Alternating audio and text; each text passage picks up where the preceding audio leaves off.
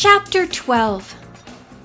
In disbelieving silence, Nancy watched her contact in front of an unseen video camera. She had to keep reminding herself that it wasn't a performance. It was for real. Scene 1. Daryl got into his Porsche and drove off, the camera lingering on a sign for Route 110 East. Scene 2. The Porsche pulled into the parking lot of a tacky-looking diner called the Red Caboose. Daryl got out of the car, walked across the street, and stood waiting on the sidewalk. Jake had obviously stayed behind, hidden somewhere in the Red Caboose lot. Scene 3. A heavy-set man with thick hair and a bushy mustache joined Daryl on the sidewalk. Jake zoomed in for a closer shot. The camera zeroed in on an identification tag clipped to the man's pocket. Nancy tried desperately to read the name. She thought she could make out an M and a D, but she wasn't sure. Jake hadn't been able to get a tight enough shot. Daryl and the man exchanged a few words, and then the man handed Daryl a small envelope, which Daryl stuffed in his jeans pocket. The man walked away, revealing on the chain-link fence behind him a sign about 1 foot square. The letters were unreadable. Scene 4. Another shot of Daryl in his car, this time passing the high school on Bedford Road. Scene 5. The Porsche turned into a drive. No house was visible from the road, just an intricately scrolled wrought iron fence on each side of the drive. That was it. 5 short scenes that blew Nancy's world apart. Less than an hour earlier, she'd been in Daryl's arms, a victim of his warm eyes and smooth personality.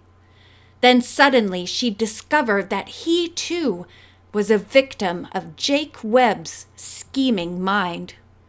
A few things began to make sense.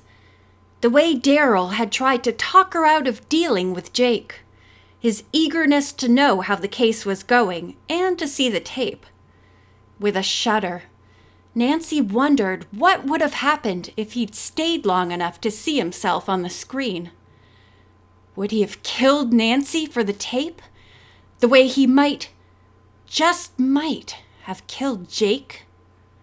Pushing that awful thought from her mind, Nancy jumped up and turned the tape off. Then she started pacing around the room. "Nancy," Bess asked, "are you okay?" "Just totally confused." Nancy managed a laugh. "I mean, obviously Jake had something on Daryl. But what? The tape really doesn't show him doing anything wrong." "It doesn't show much of anything," Bess agreed. "He just went someplace, met a man, and then went someplace else." "I know," she said. "Maybe he had a gambling thing going. You know, running numbers?" That made sense, Nancy thought. After all, with his father practically bankrupt, Daryl would want to keep up his slick lifestyle somehow. Gambling wasn't so terrible, she told herself hopefully. "Well, we're not getting anywhere sitting around talking about it," George pointed out. "You're right. Let's get going. I want to try to follow Daryl's route on the tape." Nancy grabbed the keys to her car. "We know what the others did. Now let's find out what Daryl's secret is." Nancy's new car sped along Route 110. "Just keep your eyes open for that diner," she reminded her friends. "I won't miss it," Bess said. "I'm famished." "We're not going there to eat," George told her. "I know, but it wouldn't hurt to get a takeout order. I was so busy with Alan that I didn't even get lunch." "Oh, Nancy," Bess went on, "I can't wait for you to meet Alan. He's not only good-looking, he's talented." "At what?" He plays the guitar and he's really serious about it. I'm sure he'll be a superstar someday," Bess said loyally. "Oh, I just remembered. His group's playing for the Bedford High Dance tomorrow night." "Hey," George cried. "Look on your right. It's the red caboose." Just as Daryl had done, Nancy pulled into the parking lot and the three girls got out. Facing away from the diner across Route 110, they could see the chain-link fence. And now that they had a full view, they could see several of the small square signs attached to the fence at regular intervals. Beyond the fence was a vast complex of buildings. As Nancy and her friends crossed the street to the sidewalk where Daryl had met the man, Nancy wondered if the buildings were a factory of some kind. Bess reached the fence first. "Private.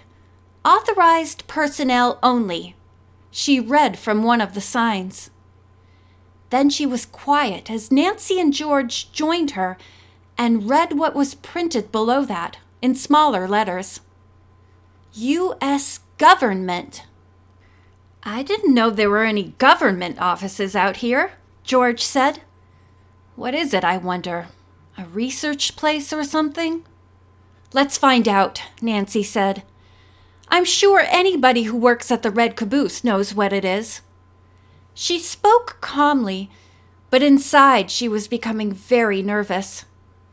What could Daryl possibly have to do with the U.S. government? "It's an Air Force defense plant, honey," the man behind the counter said in answer to Nancy's question. "They're up to their ears in secrets over there. Designs for bombs, blueprints for nifty little radar devices that'll track down a missile before it's even left the ground, stuff like that."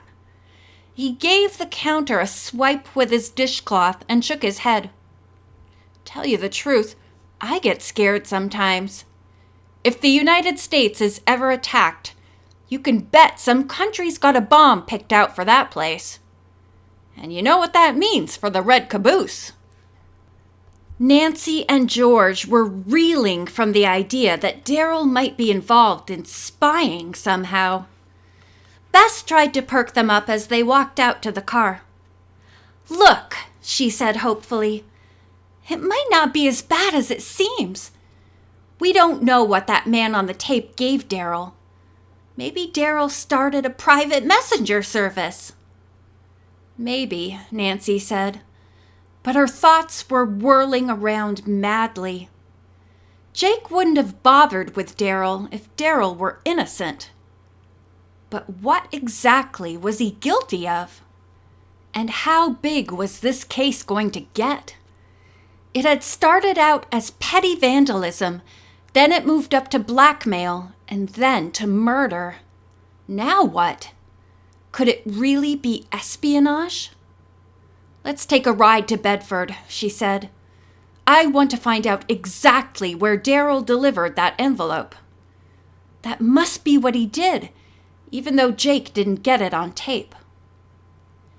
It was dark by the time they reached Bedford Road, and as they drove by the high school, the road became darker. This was the super-rich section of Bedford, the Mansion Mile, as Nancy had heard someone in school call it. But from the road, with high shrubbery and thick groves of trees masking the grounds, it was hard to see any landmarks. Finally, though, George spotted the wrought iron fence they'd seen on the tape, and Nancy turned into what seemed like a private drive. There was no gate and no sign to tell them whose property they were on. "What do we do now?" Bess asked. "Pretend we're lost?" "Good idea." Nancy drove through the opening in the fence. As soon as they were on the property, the drive curved sharply to reveal a gate anchored to two moss-covered pillars. In the glare of the headlights, the girls could easily read the sign posted on the gate. USSR, private property. USSR? Bess said. "What country country are we in anyway? I think it's an estate, a kind of compound for diplomats, George told them. I remember reading that a lot of countries buy foreign property so their officials can have some place to go to relax. We're not all that far from the UN, you know. We're not all that far from the defense plant either, Nancy said. Before anyone had a chance to comment on that remark, the gate swung open and searchlights flooded the area. The girls heard the sound of an engine and saw a pair of headlights round a curve in the drive in front of them. The headlights were getting closer fast, and they were heading straight for Nancy's car. End of chapter 12.